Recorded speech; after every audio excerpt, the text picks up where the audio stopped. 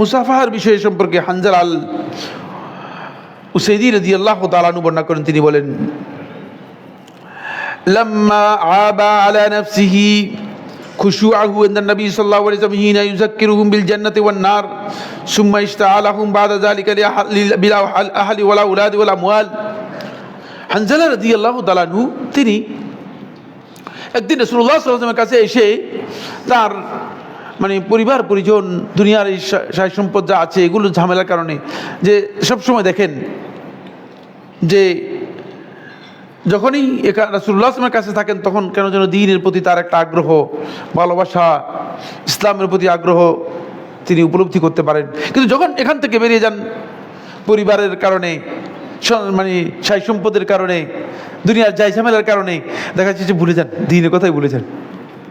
তখন হানজালা রাদিয়াল্লাহু তাআলা নিজে নিজে মনে করলেন যে কি ব্যাপারটা কি, আমার আসলে কি আল্লাহ রাসূলের সামনে থেকে যদি বেরিয়ে যাই আমার অন্তর মধ্যে কি মুনাফিকি এসে যায় কিনা। তখন হানজালা রাদিয়াল্লাহু তাআলা আনহু তিনি আল্লাহ রাসূল সাল্লাল্লাহু আলাইহি ওয়াসাল্লামের কাছে এসে অভিযোগ করলেন, বললেন যে রাসূলুল্লাহ, আমরা মনে হচ্ছে যেন আপনার কাছ থেকে সরে যাওয়ার কারণে আমরা দেখা যাচ্ছে যে আমরা মনে হচ্ছে যেন আমরা দুনিয়ার প্রতি আকৃষ্ট হয়ে যাই এবং পরিবার পরিজনের প্রতি আমরা নিজেরা আকৃষ্ট হয়ে যাই এবং আমরা মনে হচ্ছে যেন সব কিছু ভুলে যাই। এখন আমরা কি করতে পারি?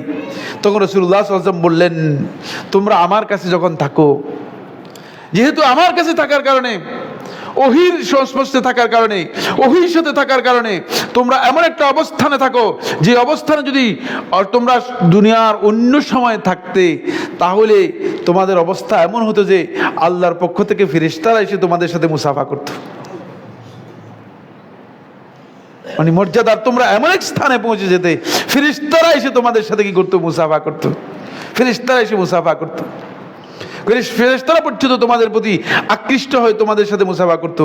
যেহেতু এই নিয়ম আল্লাহ তাআলা করেন নেই বান্দাদের জন্য, বান্দাদেরকে আল্লাহ রাব্বুল আলামিন কিছুক্ষণ দ্বীনের জন্য, কিছু সময় দুনিয়ার জন্য, এভাবে আল্লাহ রাব্বুল আলামিন কি করেছেন? ভাগ করে দিয়েছেন।